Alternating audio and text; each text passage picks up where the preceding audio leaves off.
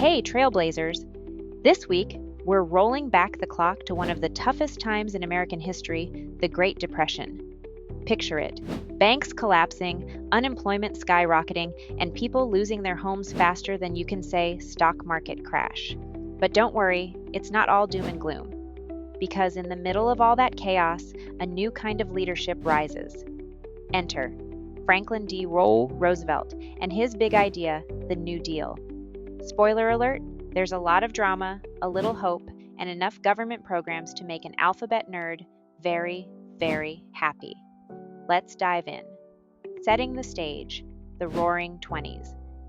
Then, boom. The 1920s were basically America's high-speed joyride. Jazz music was lit, flappers were breaking fashion rules, and the stock market? Phew, climbing faster than a cat up a Christmas tree. But here's the catch: a lot of that prosperity was built on shaky ground. People were buying stocks on margin, meaning they borrowed money to invest. Kind of like using a credit card to buy lottery tickets. What could go wrong? Answer: everything. On October 29, 1929, aka Black Tuesday, the stock market crashed. People panicked. Investors lost fortunes in hours. Banks failed. Businesses shut down. Suddenly, the party was very over. By 1933, 1 out of every 4 Americans was unemployed. People waited in long lines for bread and soup. Families lost their homes and lived in makeshift shacks and camps known as Hoovervilles, sarcastically named after President Herbert Hoover, who, let's just say, wasn't winning any popularity contests. Enter FDR and the New Deal. Along comes Franklin Delano Roosevelt, or FDR, elected in 1932. He promised a new deal for the American people. Folks were like, finally, someone's got a plan. FDR's style was different. He gave Fireside Chats on the radio, casual, friendly talks that made people feel like the president was speaking right to them in their living rooms. Imagine if the president had a podcast today explaining the economy in chill, plain English. That's FDR's vibe. So what was the New Deal? It was a series of programs designed to bring relief, recovery, and reform. Basically, help people who were suffering, relief, get the economy moving again, recovery, and make sure this kind of disaster didn't happen again, reform. Meet the alphabet soup. FDR's New Deal created a whole bunch of agencies, and they all had catchy acronyms, like the government suddenly became a bowl of alphabet soup. Let's meet a few MVPs. CCC, Civilian Conservation Corps. This put young men to work building trails, planting trees, and working in national parks.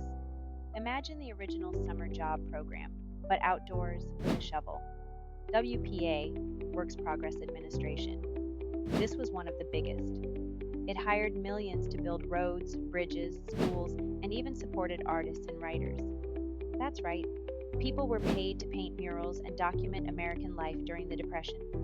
TVA, Tennessee Valley Authority, brought electricity to rural areas in the South, where people were still living like it was the 1800s. They built dams, stopped floods, and lit up homes for the first time.